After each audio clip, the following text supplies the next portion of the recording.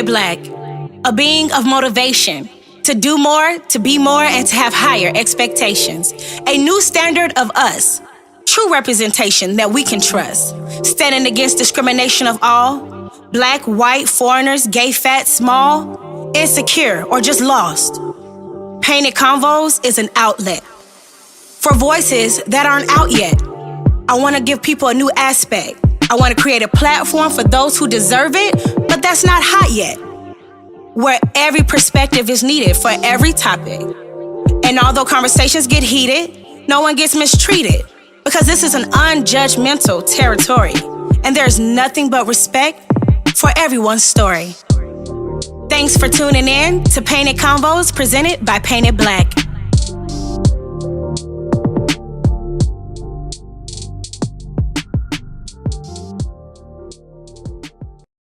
Thank you guys so much for tuning in to Painted Convos, Ep.4, Black Money Matters, Part 2. This show, we're going to start it off a little different. I have a beautiful lady, okay? She's a comedian, she's an artist, fashion is always on point. Beautiful lady, beautiful soul. But today, she's going to give us some jokes. So check her out, Slick Mouth.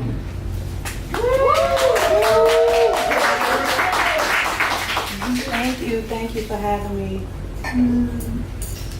Hi, my name is Slick Mouth. And I just want to say, everybody give a hand to BB and Painted Blaq for the crew.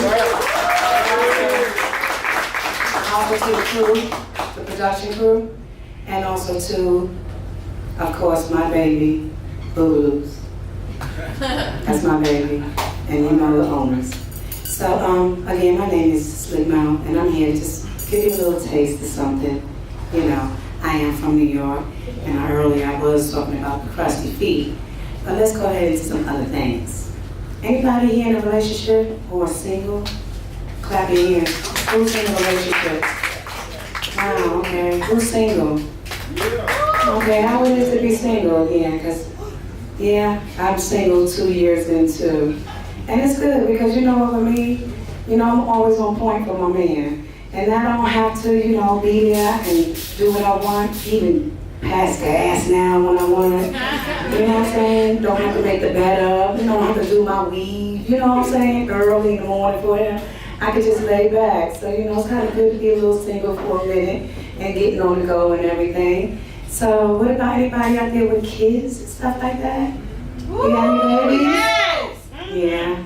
How old? Because I got my babies, and, you know, I had them early. Because I ain't know how to suck dick. Yeah. But now I do, so that's why I don't have two. You know what I'm saying? So those who want my babies, you better be saying something ain't out there.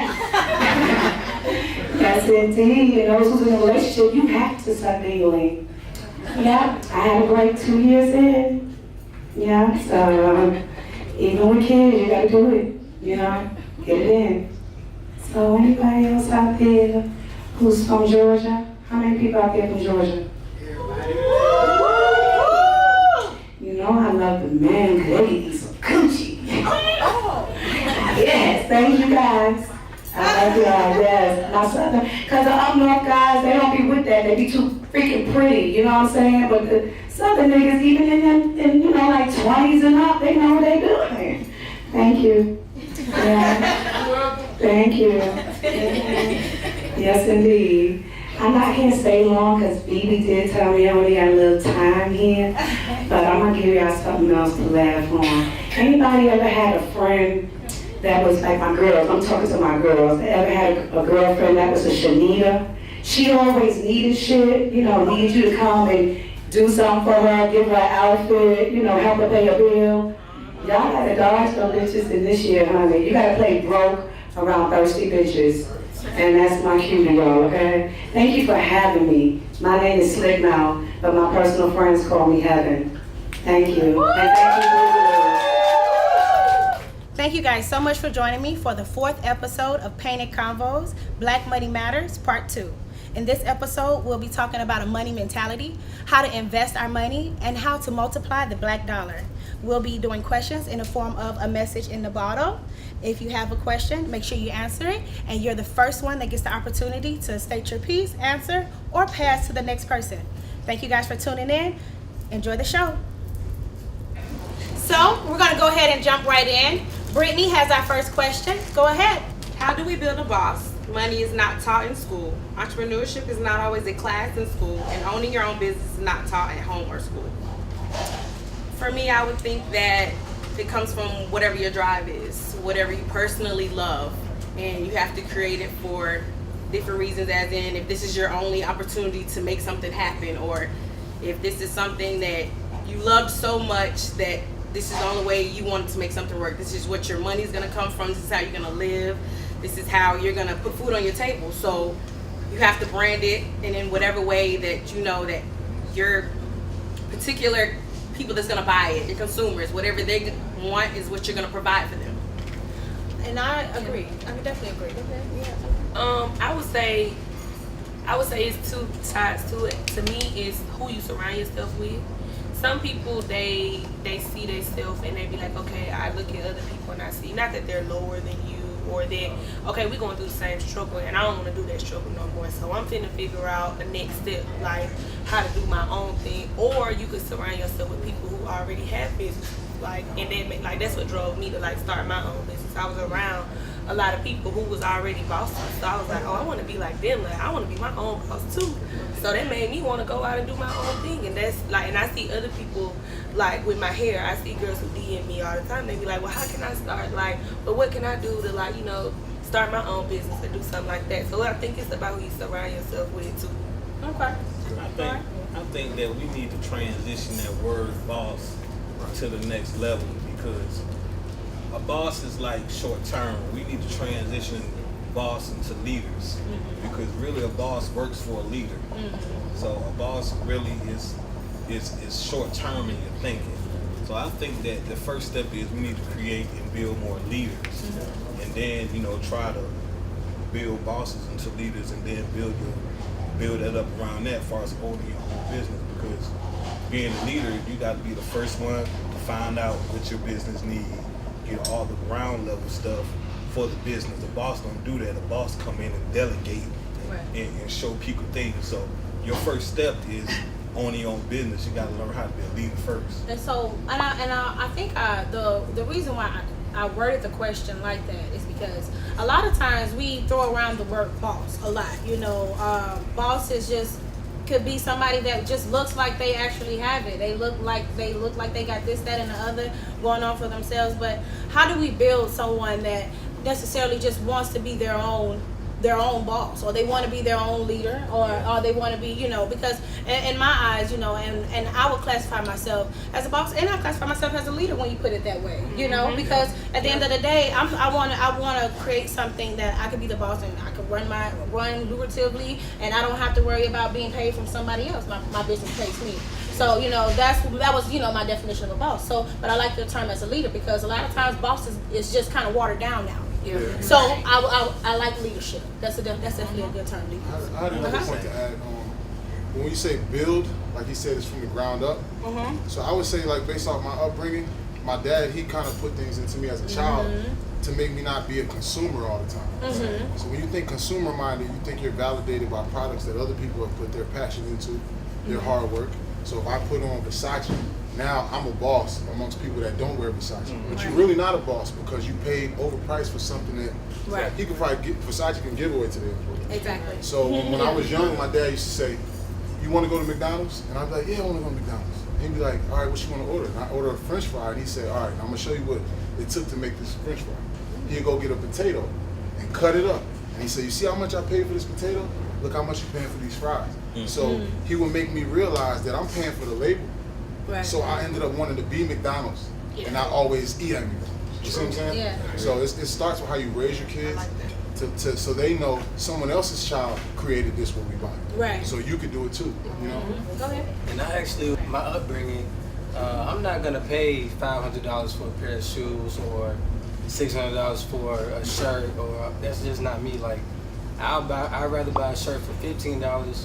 The most I'm spending on a pair of shoes is $100. People who wear all that shit, they really don't got it like that. They're just putting on a visage to make it seem like they have more than what they actually have.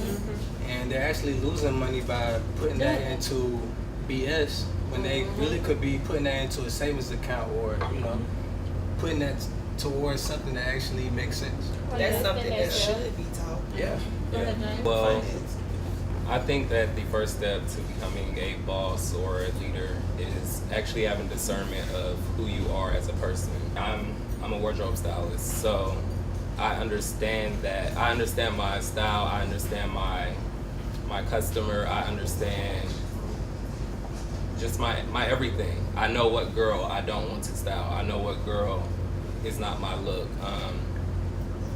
And I think that's the first step to actually going to the next level, because you don't begin to settle for everything that social media has to offer, because everything is not about a paycheck at that point. Correct. Okay. I honestly think that boss is kind of a negative connotation to me, because I have a daughter, and I don't say, you know, I'm gonna teach you how to be a boss. Right. You know, I don't teach her that. You dig? Because it's kind of a pop culture thing. It's been watered down. Right. You know what I'm saying? It's like no, and definitely to mind. What I mean by mind, go into self to see what your gifts are. Turn your gifts into a business, because that's what I do. That's what I think this is what was saying, and that's what this man was saying. So I think that, you know, that the culture that we have in the Black community, boss this, boss that, it's like, it is full of commercialism. Yes. You know what I'm saying? We want to project commercialism and then be a boss. Yeah. That's not what that is. Exactly. You know what I'm saying? Exactly. All right. Thank you guys so much. I definitely love you guys' perspectives. We're gonna go ahead and go to question number 2. All right. Where do a lot of Black business ideas go wrong? Businesses or ideas? Yeah. Businesses. Oh, well, I'll say businesses first. I think my experience in Black businesses is real simple: customer service. Customer service. You know what I'm saying? Customer service with Black businesses is like crazy. I could go to another place, white businesses or whatever. They may not have a superior product. They may have an inferior product, but they make you feel like your money matters to them.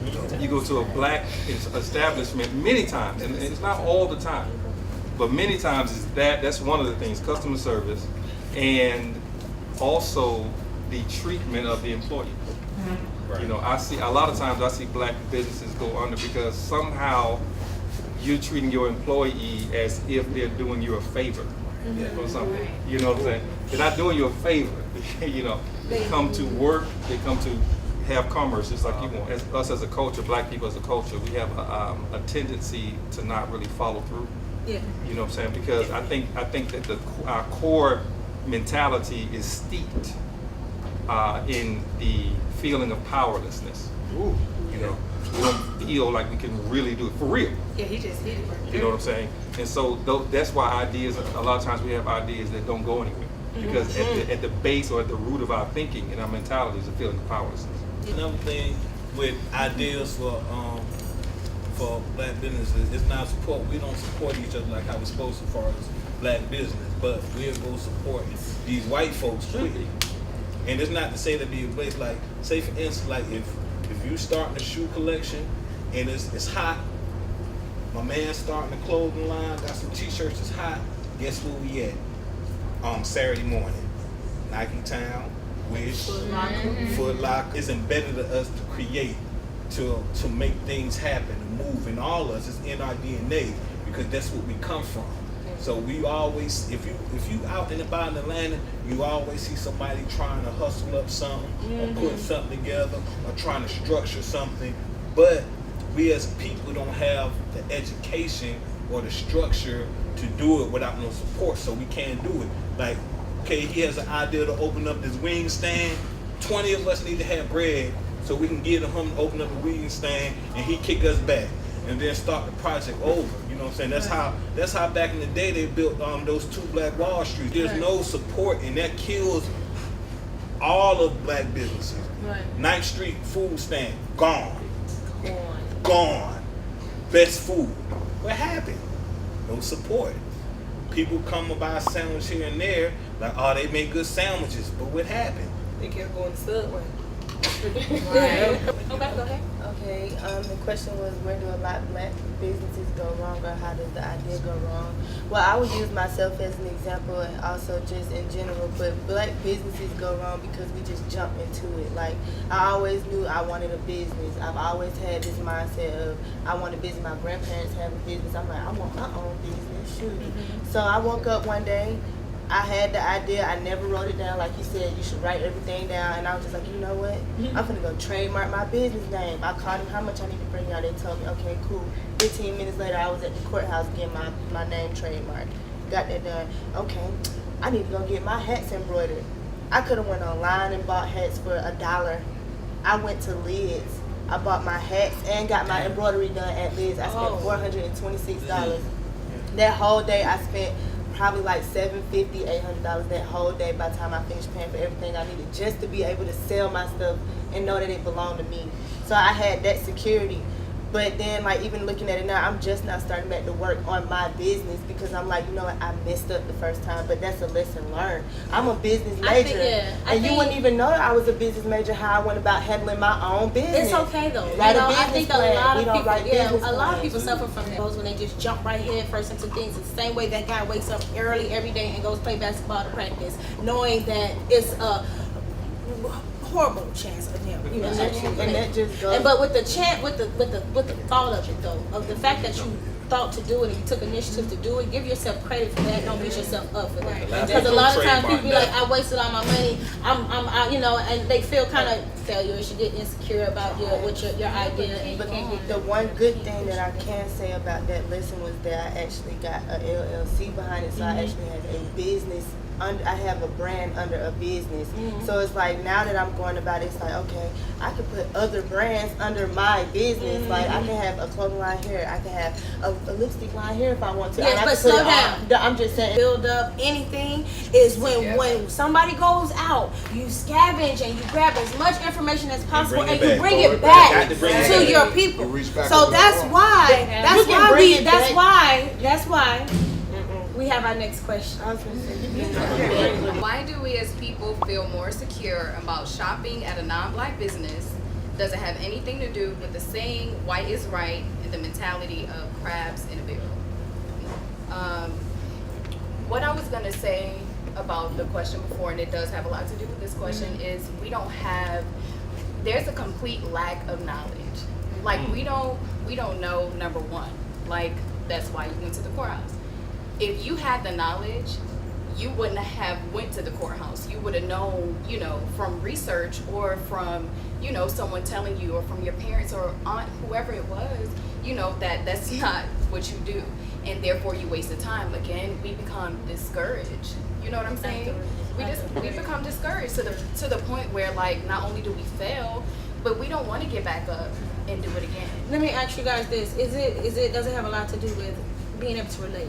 So right now I want you guys to get off of, think about something else. I want you to think about a different aspect for a second. So yes, automatically we have the lack of knowledge, true enough. But let's think about what we're putting in our body. Since we're not putting in the knowledge, what are we putting in our body? So let's think about what we're watching. Let's think about all the commercials that we're watching and how they're so influential. So let's turn it over to a notch. And let's think about the marketing aspect. And let's think about the styles and the trends and the things that are changing. And is this mentality of crabs in a barrel and white just being right, is it a comfortable thing? But everything is copycatted though, B. You gotta understand, we are the authors of pretty much everything, except for destruction. We really peaceful people. Everything that we see everywhere, in not just here in the U.S., worldwide. In India, who they put on there? The white Indian looking chick. Yeah. When they like this. China, who they put on there? The white China people. When you go to China, guess what? Right. Anywhere in the world where you go, they whitewash it. And that's why we're more secure and comfortable with that, because that's what the masses push. So it don't matter where you go. We're not just oppressed in the U.S., we're oppressed worldwide. I was just going to say, I don't think we're brave enough to create new narratives. Okay. We consistently talk about what we weren't given to build us up as children. Okay, we weren't given it. Let's not continue discussing that. That's a waste of time and it's not productive. Yes. What are we doing to create new narratives? Who's going to be brave enough to say, oh, I'll try this and look dumb, so I'll bring the information back and let you know, okay, this is what you don't do. That's exactly what she did. Let me say this too. Go ahead, Montez, and then James. You see, I feel like the thing is with some white businesses, there is more backing, there is more support. They are willing to support each other in order to keep us in our place. But we're not so willing to support each other through the full scape of it all. Because like even if me as a business, if I decide to go to somebody else who has some more resources than I do, we're growing from each other. I'm teaching him something he didn't know. He's teaching me something I didn't know, and we're growing our businesses. We don't have that mentality to do so. And I think personally, that's why I would shy away from it, because I'd rather support a business that is willing to support me as a business so that we can promote business supporting each other. But I believe we strive for success, gratification, status, but we don't strive for excellence. You see, our competition, they're being put in boarding school. They're being put in all of these different preparatory things, and not to say that they have an advantage that we don't have, because you have to start from where you are. But wherever you are, you know if you didn't iron your clothes. You see what I'm saying? You have an iron. You feel me? You know if you didn't take care of your hygiene, if you didn't prepare yourself for the day. We like the results, the rewards. We don't like that ugly grind for excellence. Right. See, excellence, you treat the lowest like the highest. You see what I'm saying? You treat the first person you see, you greet them like it's the most important person. That's excellence. Once you start divvying up and dividing your different opinions, now you're bringing your own bias to the table. You see what I'm saying? These white people, what he just said was beautiful, because they will talk about you behind your back and expect you to bring your services or expect you to bring your money. But that's the same thing we do when we go to our oppressors. They talk about us in a big way.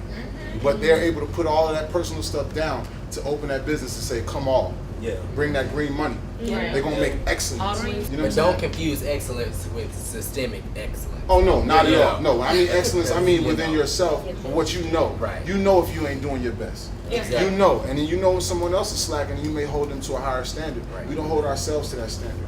You know what I'm saying? When we get in our black businesses, we feel like, oh, she looks like Tamika that I went to school with, so when she comes to my business, I can talk to her like Tamika. No, you cannot. You say, ma'am. You don't say, what's up, girl? So when I go to a black business, guess what the girls do to me? What you want? Because they trying to flirt. I ain't trying to flirt. Sell me my stuff. You know what I'm saying?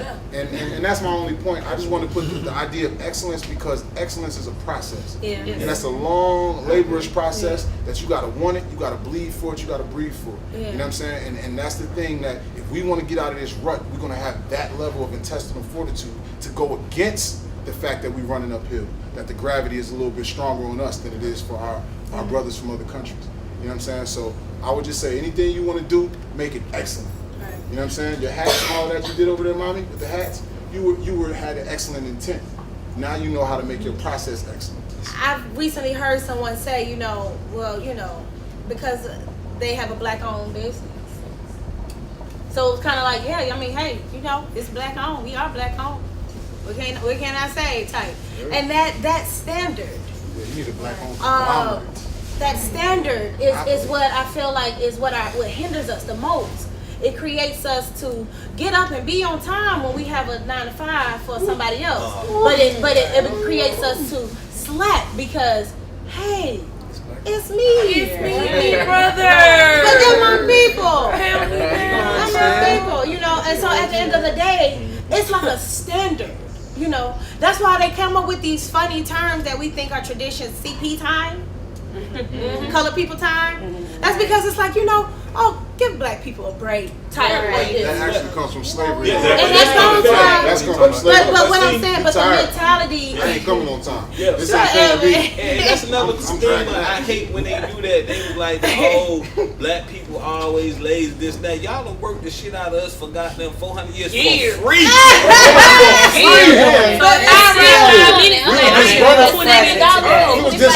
y'all feel like y'all are old CP time. Some people got 40 acres and a mule, and we got CP time. No, that's what we selling for. No, I think so. I think it's 40. We get CP time. God, just what?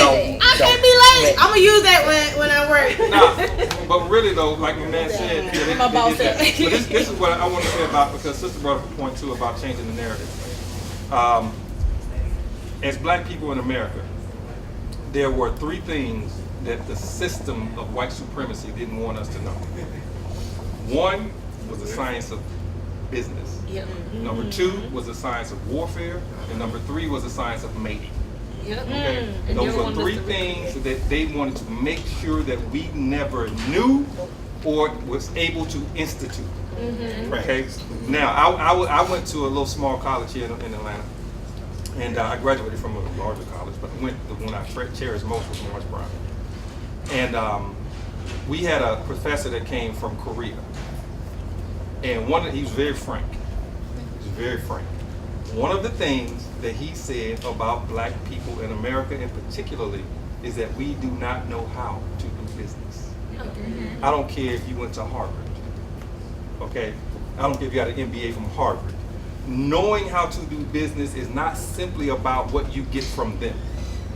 It is a mentality. I had a friend who was when I was growing up, I guess I can call him a friend. He was a Jew. He had thick hair, you know what I'm saying? His parents looked like 2 plain white people. But when you saw him, he looked like he was almost black. Yes. And the thing is, their culture was a culture of excellence. They expected excellence from their child from the time he was born, and they put a system around him. From Asians to everybody else to Indians, they make sure that They put a system. They put those things around that child to make sure that happens. As far as black people are concerned, one of the reasons it is necessary for us to still go over some of this stuff, because if you don't understand how something occurs, Right. you can start in the middle trying to solve it if you want, but you're not going to solve it. You're going to keep running. You have to go back to how this happened to you. There's a science called pathology. Yep. And they see a dead body. They go from there and they go back to the beginning of that's how they found out how it died. And so black people are in a dead state. We're in a dead-like state when it comes to business, when it comes to mating, when it comes to protecting ourselves, protecting our women, the whole 9. We are in a dead state. So if you're going to get out of that dead state, you have to have a pathology that shows you how you got there. But if you want to start in the middle, we're going to be having these conversations for another 50 years. Keep spinning your wheels. That's true. So thank you guys so much for tuning in to Painted Convos episode 4. That concludes the first half. We'll return with question 4. Thank you. Hi, I'm Jamaica, owner of Raggedy Tees. I distress tees, jackets, jeans, whatever you need on or off the body. You can follow me at Raggedy Tees on Instagram, RAGGEDYTEES. These are some of my items here. I also do leggings, matching outfits. I have chokers to match and different items. Just check me out. Thanks. So thank you guys so much for tuning in. We have some amazing performers. First one we have coming up is Jit Granola with Rise Above. Give them a hand, guys.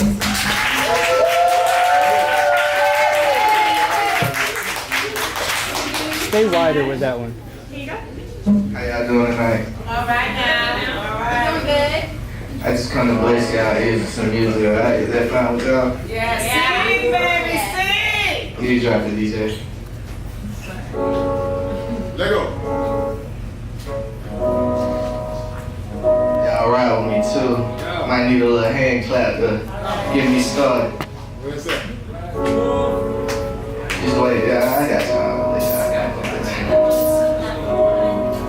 Yeah. I woke up this morning, feeling like money. I think I wanna get me some, You woke up this morning, feeling like money. You should go and get you some, Long as the sun shines. I'm going after what's mine. No more negative vibes. If you ain't stopping my grind, cause I'm blessed and alive. I don't wanna struggle no more.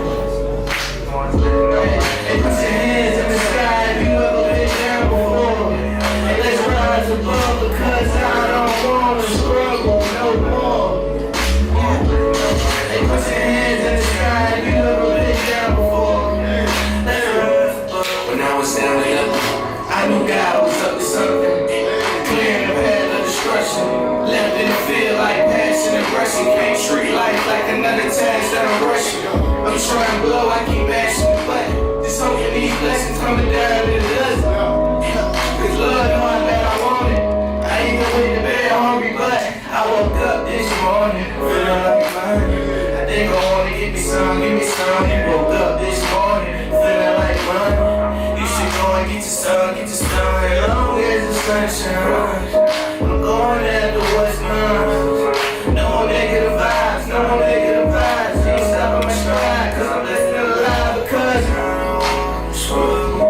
Yeah, tell me in the skies.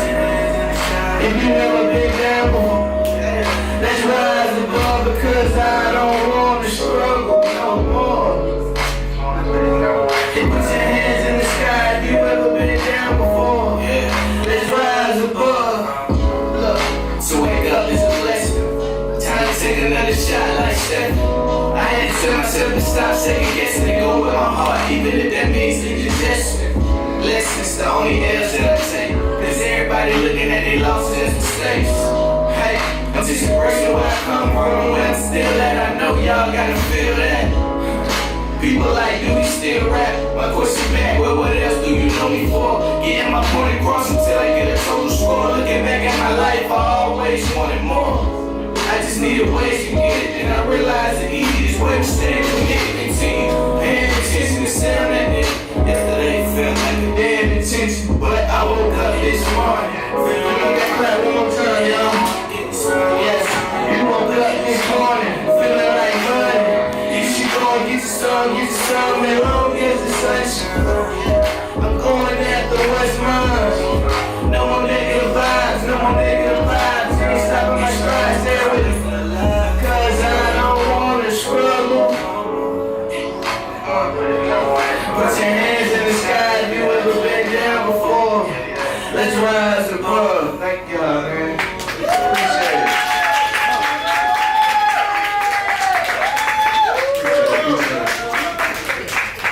Thank you guys so much. Give it up for him one more time.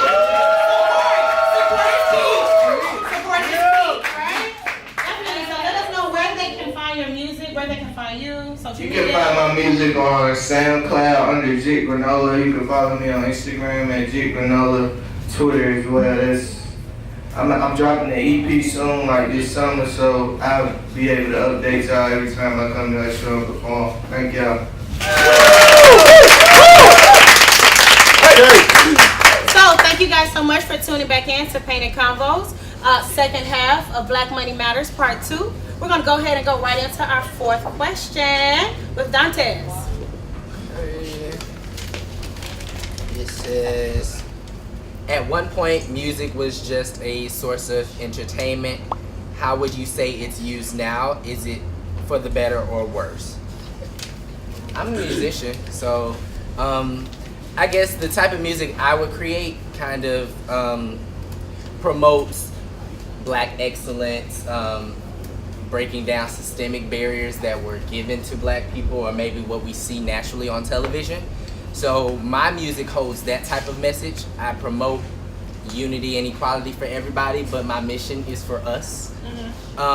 So I feel like music of today is like promotion for the better. SZA just dropped Control was a dope album that promoted like stuff that 20-somethings go through on an entrepreneurial tip or trying to control what they're going through type tip. So yeah, some music can kind of be like a bit but if you don't put that in your psyche, then it shouldn't bother you. Okay. All right, so I have you. Okay. And then I have you. How I feel it's used now in the Black community, I feel like they're only making artists that's talking about drugs, sex, and money mainstream, and that's just to keep us on the mindset and the track of, oh, I need to have this, and if I go do this, then I could be like Future, or I could be like Wiz Khalifa, or whoever. No, basically I was saying, us as the Black community, what's being brought mainstream is drugs, sex, and money, period. Like, but if you listen to any other artists of a different race, they're talking about, oh, I'm in whatever, love and whatever. But us, we're always talking about the negative. I'm going to shoot a nigga, beat him up. Oh, I need to do this. I'm going to pop this pill. I'm going to go do this. I'm a jug. I'm a trap. That's what it's all about down to. So I feel like it's used for the worst as far as the Black community, and then that's what we listen to all the time. Yeah. So. Okay. All right. I have somebody over here. Yes. And this is going to go back a little bit. In 1969, there was a subcommittee, and this is going to be relevant. I know this. Okay. No, we with you. There was a subcommittee that took place in the Senate of the United States government that wanted to know how and why the riots took place after the killing of Dr. Martin Luther King, and how they could stop that type of thing from happening again. One of the things, and there were like 3 main things they did, but one of the things that they did, they wanted to make sure that they got into the music of the youth. This is the government. They wanted to make sure that the music of the youth, because they said that the youth were politically astute, and in the 60s, music was usually politically astute. And so they want to get into the music and into television. So it was entertainment that they wanted to see the minds of the Black youth and do it so that you will now take your attention off of politically astute things. When we're talking about music and entertainment, period, any of it, all entertainment, you got Housewives, which a lot of people look at. You got the music that is out here now. If you will look at the music, it is basically a reflection of everything. I mean, the music and television, so-called entertainment, it's a reflection of just about everything that's wrong in our community right now. And like Sister said, sex, illicit, you know what I'm saying? Illicit drug use. All of those things have been made to be something it's hip, it's right. The thing to do, and it's killing us. So as far as music is concerned, yes, it's the worst. It's worse. I was thinking about, and I was thinking about how we as people kind of follow a trend of the music that we listen to, the music that's just relevant. At one point, if you realize around a certain time, people literally had baby making music. So that's when the population rose, like there was actually a baby making period, And so at the end of the day, I think music is really one of those things that can sway our people, and it definitely creates an environment as well. If you're going into a club that's playing Nuck If You Bug and just all these fast paced, loud bass music, it does something to us, and it creates a more violent environment, and that's just how we are. Like, it's very influential. So I think we should think about that when we are just going out in our everyday life when we listen to the radio or TV. Okay, it was Heaven. Well, I say this about any kind of music. You could take any kind of music however you want. You cannot be a follower in anything. You can't be a follower in music if it's bad or good. You have rap, rap artists that do acknowledge God in their music. So it's not all bad. It's just how you take it as yourself. Because some of them, majority of them, you really can't even understand what they're saying. So you're really going on the beat. Oh, that beat is really nice. Because I know some of the songs that I hear, you really can't hear. You don't understand most of them. So it's really how you are and how as you are as an individual.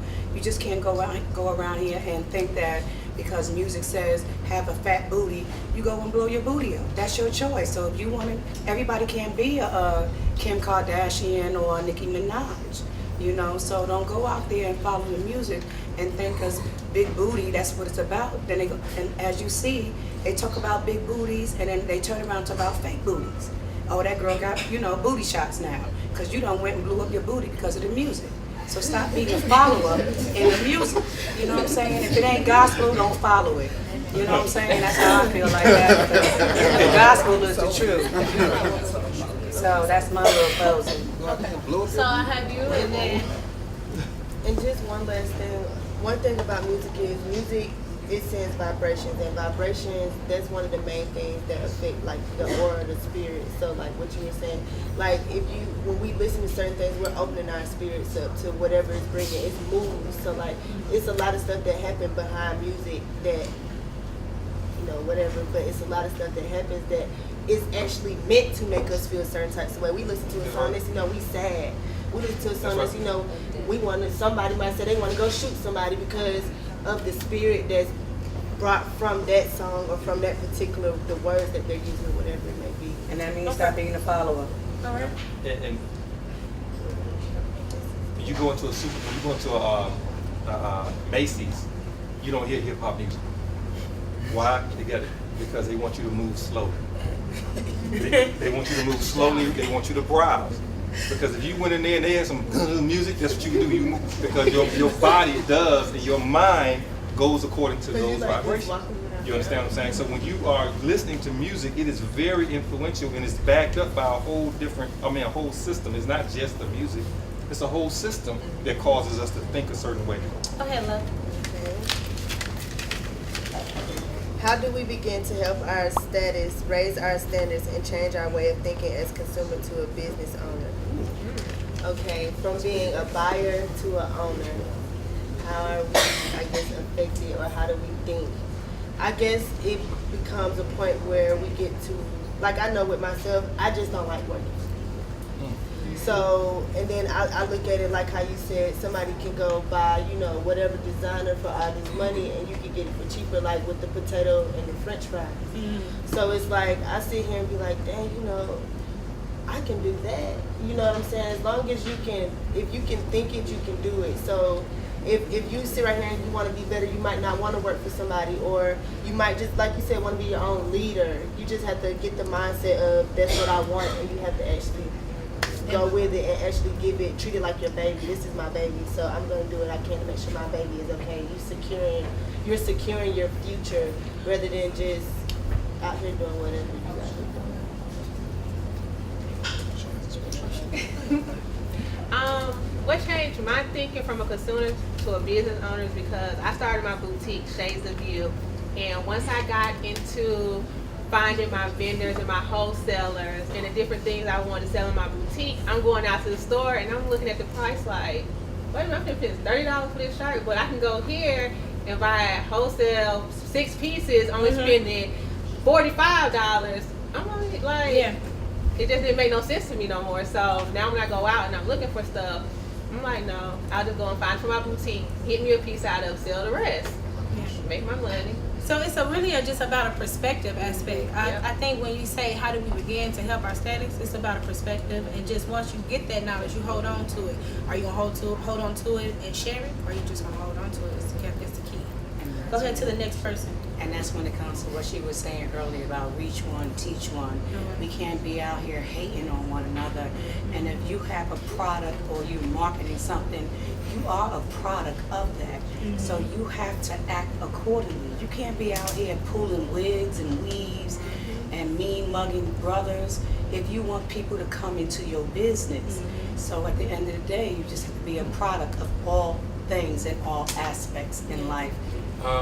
Well, I believe that the first beginning stages of becoming a business owner is changing your mindset.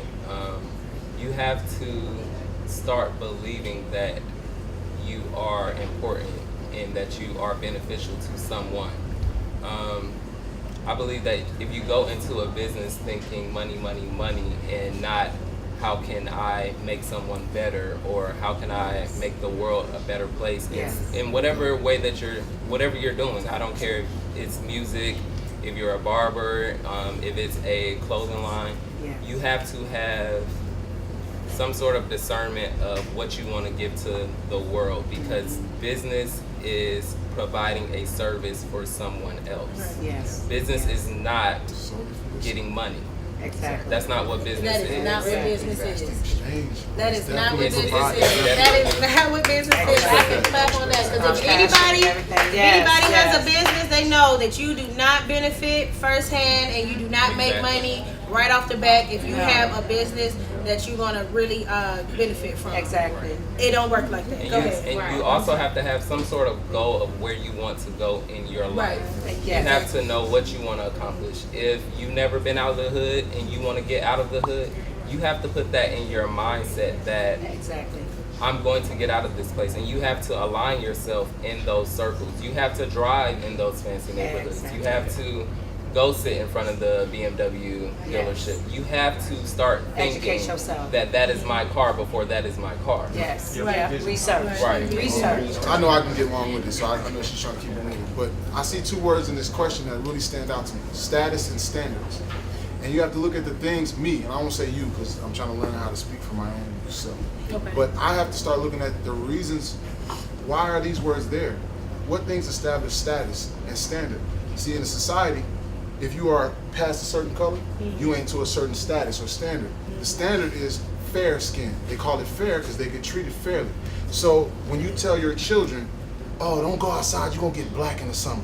See what I'm saying? You're setting a standard that what she naturally becomes or he naturally becomes is now an eyesore. Now they've looked at themselves as below the standard, not ever able to achieve status, because how can you do anything about your skin? That's why we have issues like people bleaching their skin or dating outside of their race, trying to lighten up their babies.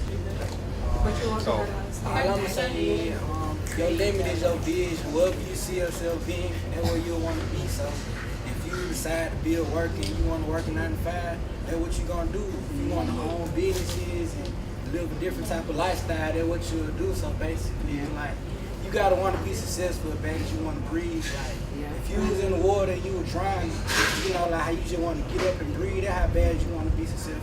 And if you want that bad. And some people have it, some people just don't. Because at the end of the day, we have to eat McDonald's. Somebody has to work there, right? Yes. So those are one of those decisions that is just natural position. Like at the end of the day, I gotta get my car washed. Exactly. I think our personal budget. I'm gonna tell you what I mean. I don't know how many of you smoke or do all these side things that you don't have to do. Because I'm gonna tell you, once you discipline yourself with your personal budget, you begin to be less consumer minded. Because you're not going out there being a consumer to buying cigarettes or weed or whatever. You understand what I'm saying?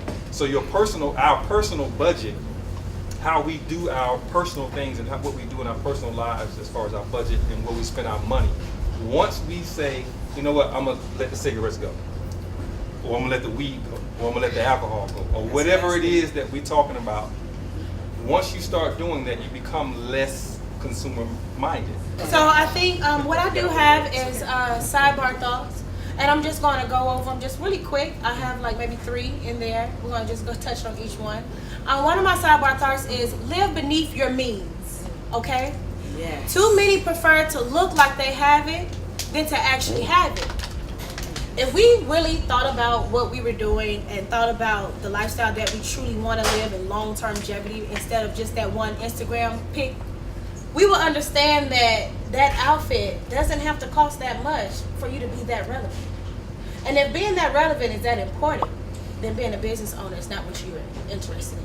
If you care more about what you look like on the outside, you're not ever going to be successful, because there's going to be times where you're going to be struggling because you put all your money into your business, so you can't afford that. So you can't afford to keep up with the Joneses. Exactly. Another concept you want to think about is if you can't buy 2, do not buy 1. So people save up for a Louis bag. People say I've saved up for large purchases. I don't do like purses, but I've saved up for large purchases. But if you can't afford 2 of what you're purchasing, don't buy that 1. Because what you want to set yourself up for is success. And it ain't that serious to have that. It's more serious to have that plus that times 2. Think about it before you purchase something. Okay? I also have another sidebar. I want to discuss our classes. A lot of us, we don't read, and I want you guys to just, if you have a time to just go and even Cliff Notes, these notes, Rich Dad, Poor Dad. And it's about a guy who spoke about how his father spoke to him differently. He had a father that was he had a friend at school, and his father was rich, owned a business. So he would go to his friend's house, and his friend would tell him all these things about having a business, a different perspective, this and that and the other. But his poor dad, who was a gentleman who had a manager job working at a nice corporation, told him to save his money and this and that and the other. And that was his thing, and that was his poor dad. And unfortunately, his real dad was his poor dad. And even though his poor dad was successful in our eyes, because that's what our everyday people would do, because he just worked and retired. But the rich dad did his money work for him. He invested his money. He told him to do different things with his money. Instead of his house being, he told them the difference between a liability and an asset. And what I want to bring to you guys today is, go back to that slide, please. Poor people spend money. Poor people spend money. They're our main consumers. Our middle class saves money. So what they do is they're saving their money. They're putting their money in these houses. Then next thing you know, they own houses for their entire lives. They end up buying this house. It could be a nice house. A lot of people are like this. You know, they get these houses. They pay off the loans for their cars and that's just their life. And they save the rest of their money. And it you know, little to, you know, whatnot goes to whoever is passed along to. But the upper class multiplies money. So what they do is invest their money. So while they're asleep at night, their money is working for them. So that's when you're subtracting yourself from those visual things and you're saying, okay, I'm gonna invest my money somewhere else. Okay? So I just want you to think about that. Poor people spend money, middle class saves money, and upper class multiplies money. Okay? Thank you guys so much for tuning in. That concludes Painted Convos, episode 4, Black Money Matters, part 2. So my panel was amazing, and I appreciate all of you all's opinions. I think they were very valuable, and someone at home could definitely relate to them. I hope you guys tune in to our YouTube channel, which is Painted Convos on Instagram, as well as Painted Convos on YouTube. So we're going to go ahead and introduce our next artist. It's a female. Yeah. We got to give it up for my ladies. Hello. Ladies.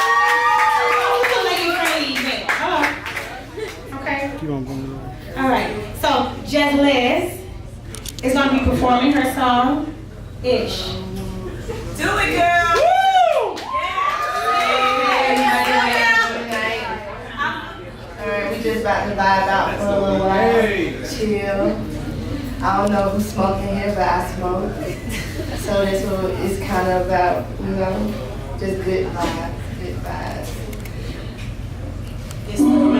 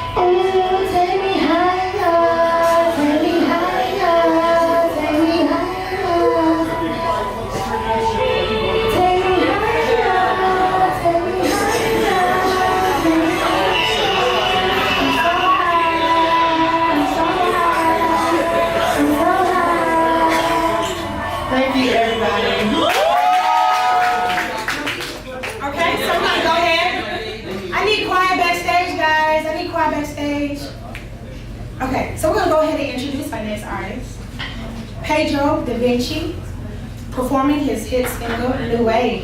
Check him out. What's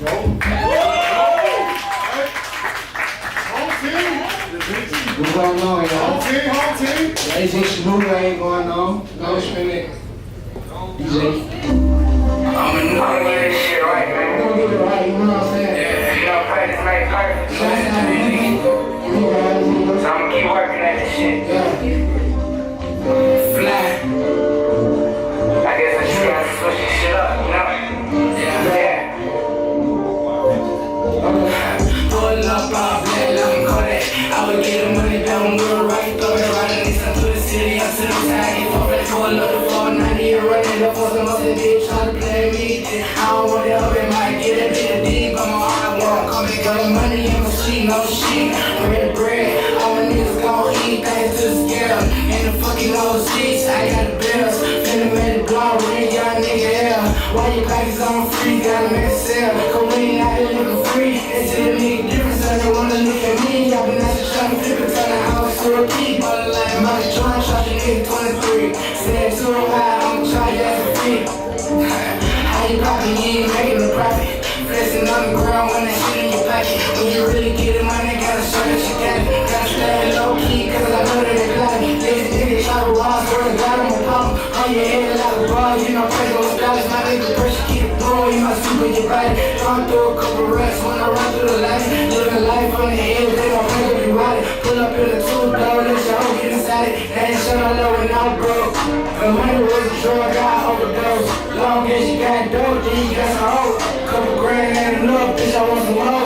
Niggas out of man, sick, ain't got an antidote. They run a lot of niggas, didn't do it, on their own. Damn. Different new way. Same shit, getting on. So I'm switching to my new way. Every day I kinda do face. When you want to grind, you gotta stay committed. Y'all get no results if y'all put in work. But your life is based on how you live it. This skill shit, man, can put you in the dirt. Different new way. Same shit, getting on. So I'm switching to my new way. Every day I kinda do face. Got no time to waste, I'm just trying to get it. Ain't no jump the line, but you can waste your time. Put my life on the line and see a better living. When you make a mistake, you gotta live and learn. That way. Follow me. Underscore, no see. Yeah. If you wanna find me. Alright, and Convos. You know what I'm saying? You wanna go to the Google, right? Blaq, you know what I'm saying? Chicken over. Everybody know that. Alright. I don't know. I'm going out though. Y'all wanna shut down?